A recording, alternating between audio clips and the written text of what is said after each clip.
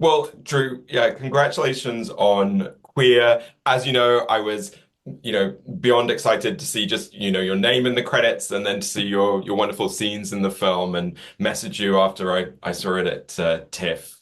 No, thank you so Wonderful. much. I'm so grateful to be a part of it. I love it so much, and it was an amazing experience. So, yay. So when it comes to Burroughs's book Queer, was that something that you were familiar with before the role came along? I knew of it, obviously, but I had seen Naked Lunch, and that was the only. I don't think I'd ever read any of Burroughs until I got involved in this, and then I read the book before I went and did the movie. And it's amazing and impossible to get through. I mean, it's about 100 pages long, and it's just difficult and dense and just heroin rich. I don't know. It's a wild ride of a book. So I think the film did a great job of capturing that vibe, but then also like making sense out of kind of what was actually happening through it. Because it's a short but difficult read. Yeah. Um, And tell us about your character, John Dumé. Like, how would you describe him? John Dumé, I think, is he's definitely in a like a the pre-Stonewall era gaze who has fled down to Mexico. We don't really know why, but he's part of a group of gay men called the Green Lantern Boys, who Jason Schwartzman describes in the film as like being. He basically says the rest of them are a bunch of screaming fags. So I guess it's a very like loud and proud group of out gay men who are living their lives down in Mexico from all over the world, I assume, and sort of the other side of what it's like to be gay from how the Daniel Craig and Drew Starkey characters are experiencing it through the Jason Schwartzman characters. I think it's like you see a lot of it, but I'm definitely the judgy drunk queen at the bar, which is a very fun part to play. Yes. Yeah. And was there anything, did you have a way into the character? Was there anything that sort of helped you get in? Well, for me, I'm so outside in. Like I had this crazy hairpiece that I had on that and these amazing clothes by Jonathan Anderson and so I was in these silks and I was in these high-waisted pants and I had this hand-rolled cigarette and I'm old-fashioned and a book of Proust, and so I had all of that around me to sort of shape like who this person is. Like who goes to the bar with that much? Who's so dressed up, who sits there and just gets blackout and reads Proust and judges people. I mean, it was all there for me. You know, yeah, it was I, pretty. yeah, I love that he has his place at the bar. And as you say, Yes, there's one shot where we see, because I mean, the film opens where we see sort of William Lee's stuff laid out and Eugene stuff. But then we also get a moment where we see everything that John has brought to the bar with him. And he's got the lollipop and he's got the flowers. And yes, book, yes. you do He's some come. great acting with the book. Oh, thank you. That was all Luca. That was all Luca that had the idea of like tap, tap, tap, and he was like, do this with a book, and it was all like it's pageantry. It's all like sort of what you bring, and there was a Marcel Duchamp photo that Luca loved of them holding these flowers, and there was this sort of shape that he had that I think he wanted to capture for John Dumé, and so yeah, who leaves the house with all of those things? But also, why not? It's like this is very much a film about people who are presenting themselves in a certain way with all of their sort of like look at all the things that I like a crow with all of my shiny objects. Yes. Yeah, tell me a little bit more about being on a set run by Luca Guadagnino and ways that he might have helped you to shape the character. He, well, he's incredible. He's a visionary, and when you're working with him, like you're in great hands. You just kind of do what he asks you to do, and you don't really. You're just sort of like whatever you want me to do. Because we did a lot of dream sequence stuff that I was just sort of like. It was so fun to be a part of. That it almost felt like being in a music video at times. Of just like let's just make art. Let's make shapes. Let's do it. But in terms of the scene and the character, he gave me like really simple, really great direction, and it was tricky because I'm playing a very larger than life character. I wanted to blend into the world. I do a lot of theater acting and sketch comedy and drag basements all around the world, and so like I wanted to make sure I was in the world of the film, with the camera really close to me, with next to actors like this. And so he was very sensitive to that, and he gave me really nice notes in helping me relax in the world of it because I didn't realize until I read interviews with other actors that everyone was very nervous going into this. I mean, every actor talking in the movie were like, I wanted, and I think because we all wanted to get it right. You know, we were doing a Luca film. We were also doing this William S. Burroughs classic like novel that had never been filmed before.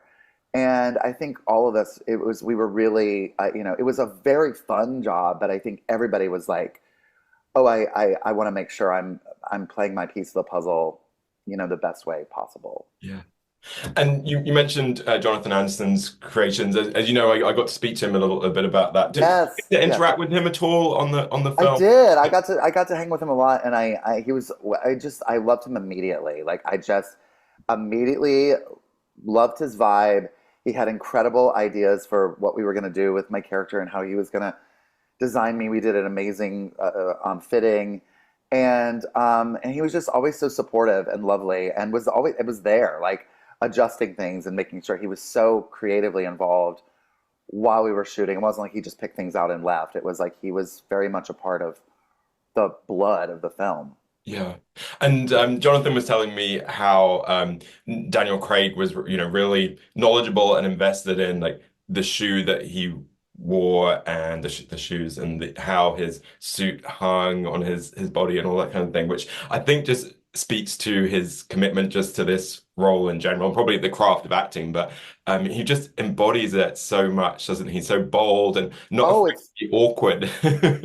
it's phenomenal. I mean, because he first of all, like in all the like table reads and stuff we did, he was always asking me. Daniel was asking me like, how do you think we should play this scene? What do you need in this scene? How do you think? And like most actors don't do that. They're about themselves. They're in there. They're just like showing up. And he was so collaborative and supportive. And then when the camera were rolling, he was so in character that it took me in the first take, I blew my lines because he was so good. I thought he hated me. And I went to all my insecurity of like, Daniel Craig hates me so much and hates what I'm doing. I'm like, no, Drew, he's acting. His character is supposed to hate your character. And um and then you call cut and he's just this lovely, warm person. But he was so committed to being this person because it's a very specific type of person who doesn't really necessarily exist today. You know what I mean? It's like a someone who really had no sense of like he had no place in this world. He was married to a woman. He's now realizing he's queer. He's trying to shake off a heroin addiction. He's got all this masculinity that's been heaped on him that he still has, and yet he's grappling with all these things. And I think he does incredible work, and he deserves every bit of accolades that he's getting. Yeah, I love the scene in the ship Ahoy where you're kind of playing with the fact that he's desperate for any bit of knowledge about Eugene. Right, right. That's the thing I mean, and I mean, I guess now, I mean, but now, like, we even learned in the last few years, like, I think you can go up to someone and say, are you gay? And it's like, all right, cool, great, yay, nay, whatever. But even just a few years ago, we were like, people were like, oh, you can't ask someone that. We implied that's a horrible thing to ask someone. But in 1950, you had to really thread that needle, and you could get killed, definitely imprisoned, humiliated for sure, which he goes through all of it. And so he has to find the queen at the bar to be like, this one will know, because this one has everyone's number. And so that's why he goes through me and has to kind of figure that out. And I took Drew's character out for a night to sort of try to figure out what is he. And so that's how you had to kind of do this dance back then to sort of, explore that.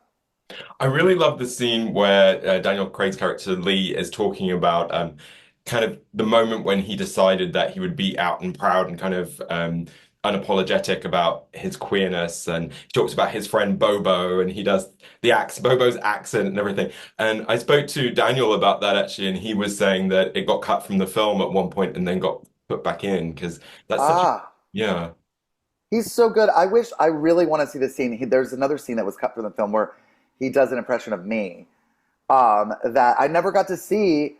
And he asked me to do some like recording. And so I like recorded something, and I'm gonna beg next time I see Luca or whoever from the film, be like, can I please just see that scene? I just want, because he's so good. And when he goes into this Bobo character, he's got this amazing different life and different energy, and um, but that's yeah. It also you see a relaxation, that we all understand once we come out. There's this weight that gets lifted, and you have a freedom of expression that you didn't have before, and yeah, it's beautiful to watch him go through that. I really hope that we get to see that scene. Yeah, Luca needs to No, I just a want to see deleted it. I just scene. love to see him as a comedian. What about the sets? I mean, they're so, I mean, it's a beautiful film, but they're gorgeous to look at. What were they like to be on, play on? Well, we were at Cinecittà, which is, this hallowed ground where Fellini had made films, and then, English Patient, Gangs of New York. I mean, a lot of major things have been shot there, and so you're walking around, and it's old. I mean, it's kept. It looks like the 50s when you're walking through the set there. And so it sort of it holds that magic of old timey Hollywood, and so the sets all felt small and sort of claustrophobic. And in the party scenes that we were in, I remember feeling like I was in like almost like a capsule. Like it was almost like the ceiling was really low, and it's like I think he wanted it to feel like you're sort of inside, this very, sort of claustrophobic world. Um, and yeah, and like, everything though was built, to be authentically, because we shot it obviously in Rome, and it was like, so it was all built to look like it's 1950 Mexico. Yeah. Have you been to Mexico City at all? No, I never have. Yeah. I would love to go. I know it's one of the places that everyone says is incredible, and it's supposed to be like very queer, very European. The food's supposed to be amazing. So one day, I really want to go. Yes. Yeah, I definitely recommend Next it. I was job, on the, Mexico City, please. yes, I was on the jury at the Mixed Mexico Film Festival this summer, and I was there last year too. And yeah, Oh, definitely, cool. Oh, wow. really It's recommend it. on my list. Yeah. But I thought the film, I mean, obviously I wasn't there in the 50s, but the film seemed very authentically capture, from what I know from it. Yeah, from what I understand, that in Mexico doesn't really exist. It's very hard to find that look in actual Mexico now, and yeah, I think they built it for that Yeah. reason, and I think it was also intentional. I think he obviously wanted it to sort of feel like a film from that era and capture that the vibe for Yeah. sure. So, and you got to see the finished film, I think, the LA premiere at the Yeah, I've only GA, right? yes, So, that's yeah, which is I've kind only of seen home it with, once. yeah, with going to so many Outfest screenings and Oh, it was unbelievable for me. It was this really beautiful full circle moment for me because the DGA is where, yes, where all the Outfest screenings have been. I've had so many things that I've been lucky to be a part of that screen through Outfest there. My solo show, Bright Colors and Bold Patterns, we filmed that with Broadway HD and screened that through Outfest at the DGA. That was like, so I getting to go there, it felt like coming home, and getting to see the film up there was so special. Yeah. yeah. And for me, I mean, I've actually seen the film 3 times now, and I would recommend if people have the chance to revisit it because I feel it's a bit like, when you listen to an album and then there might be a track on there, you're like, "Ooh, I like that one." Right. As you get a chance to listen to it more, it really, I don't know, it's really getting under my skin, the film, and I'm going to watch it again. Oh, I want to watch it again too. I Yeah, want to see it. I mean, anytime I'm in anything, it takes me two or three times to be objective and sort of because I'm just focused on myself, and I'm like, I can't believe you look like that, and why did you deliver that line that way, or what got cut, or I'm just thinking about all that, and it's just this very overwhelming experience, and I still genuinely loved the film, but I'm excited to watch it again. It's definitely one you want to let wash over you, and I had a friend who was at the premiere, and she said at the beginning she was going, come on, something happened," and then she realized like, oh, I'm approaching this the wrong way, and she's like, about 15 minutes in, I was able to relax and just sort of let it massage me, and she goes, by the end, I was so in love with where it was going, but it's going to tell you what's. So I feel like a second view, or third, fourth, 12th viewing, you really understand like what it's actually doing to you, and you can sort of follow along with what's happening, because it's not a very plot driven film, and it's not one that it's not a mystery or a big twist or anything. It's more about the vibe.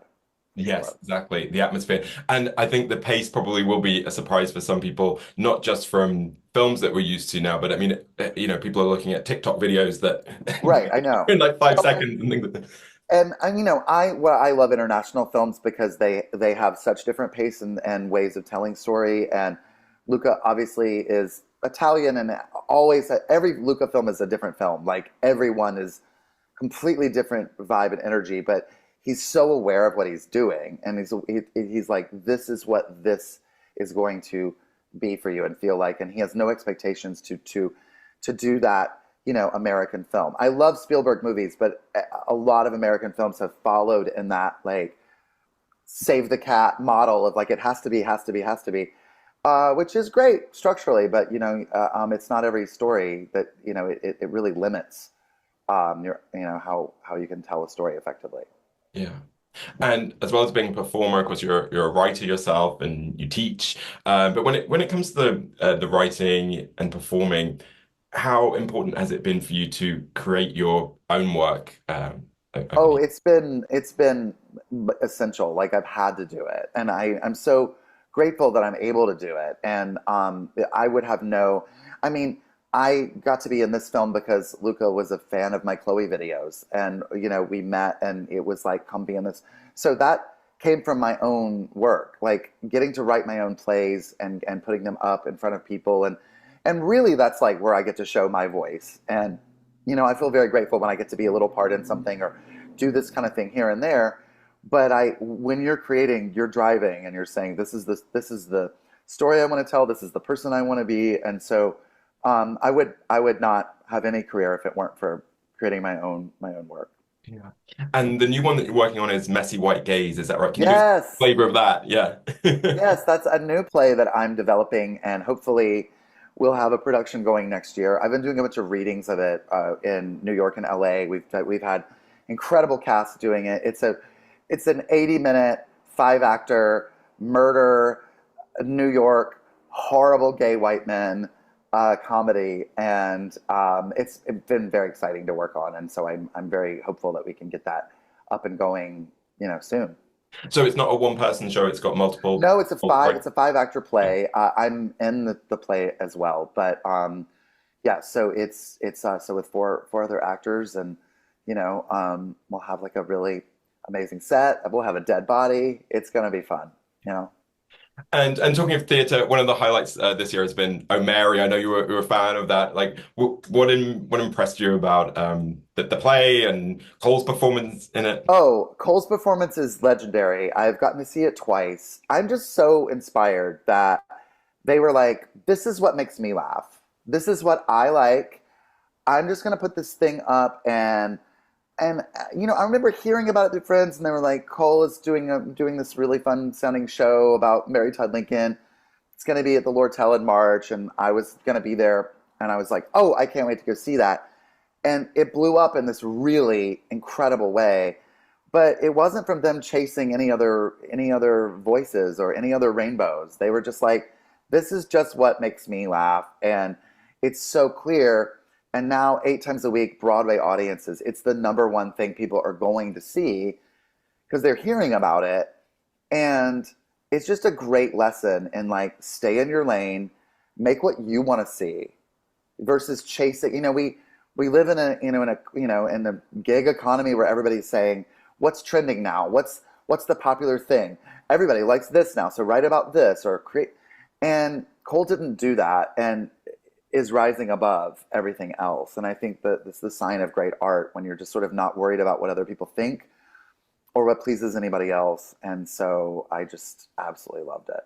Yeah. And as you know, I like to end my interviews with a broad question about LGBTQ plus culture, which I've asked you before, and you went with the Broken Hearts Club, the Greg Berlanti film. So if I could Yes. do again and you can pick something different, that would be great. So it's for your favorite piece of LGBTQ plus culture. It could be a film, TV series, theater, music, artwork, photography, anything, or a person who identifies as LGBTQ plus and something that's resonated with you over the years and had an impact on you.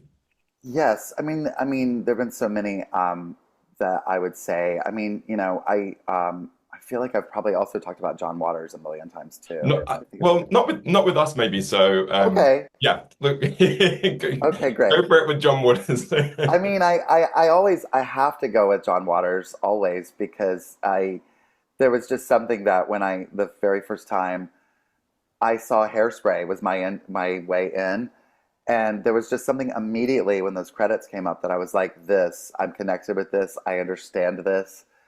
Um, and then I got to discover all the films. Nothing makes me laugh harder than Serial Mom, but his films have such they've stood the test of time. They are audacious. They're insane. They're wickedly funny, but they're also deeply humanist.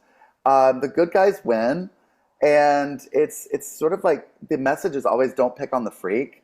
And John is 80 years old, almost 80 years old, and is still the biggest badass on the planet. I'm so lucky to be on a planet where John Waters exists.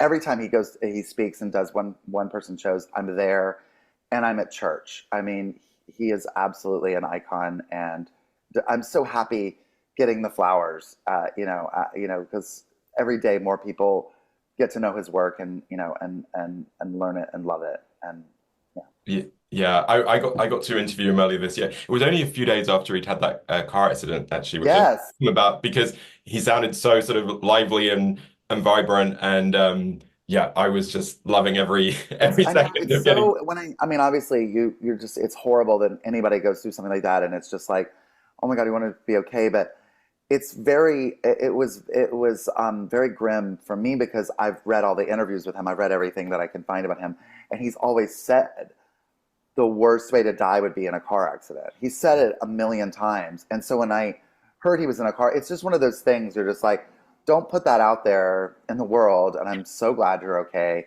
Yeah. But also, he's indestructible. He's like Cher. Like it's just like, what else? What else are you gonna throw at this man? Yeah. And John Waters, of course, leads us back to Queer because Queer was on his top 10 list of the best films of the year. I mean, obviously it made my day when I saw that. I couldn't believe it. It was just so cool to know that I was in something that he enjoyed, and so on a very selfish level.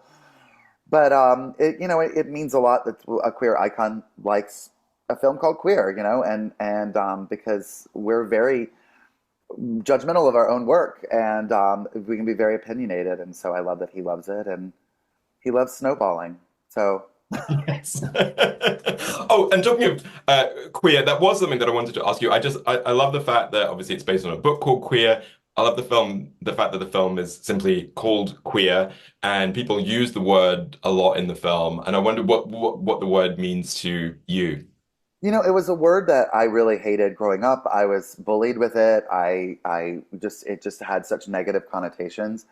And I've come to love it and embrace it. And I find it so all encompassing. It's very hard to say LGBTQIA plus casually in conversation. But queer also covers sensibility. It's not just sexuality. I think you can be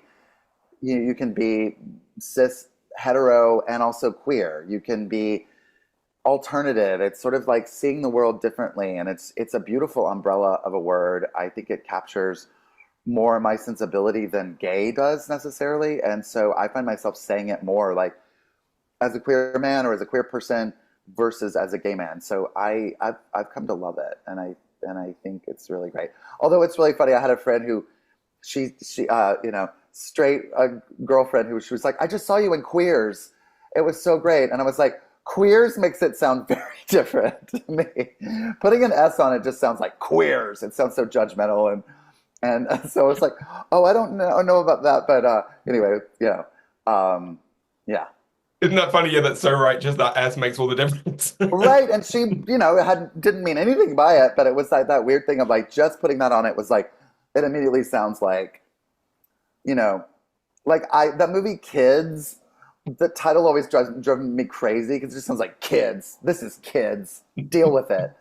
And I always found that title very judgmental, and I felt like queers kind of sounds like that as well. It's just like these, look at them, as opposed to the idea of queer being much more ethereal and just sort of for everyone, in their own understanding of what that means. And also meaning in this film, like being disconnected from your body and trying to shake off heroin and try to just, moving through the world. So I think there's a lot on top of the on sexuality as well. Yes, maybe we'll have to throw that into conversation now as more people are getting to see the film. Like, me queer? No, I'm disembodied. Oh, it's so good, right? Absolutely. Don't we all feel that way at times? Yes. Well, Drew Droege, thanks so much, and congratulations again on your beautiful Thank you, work in James. Queer. Thank you so much. Thanks for the interview. I appreciate it.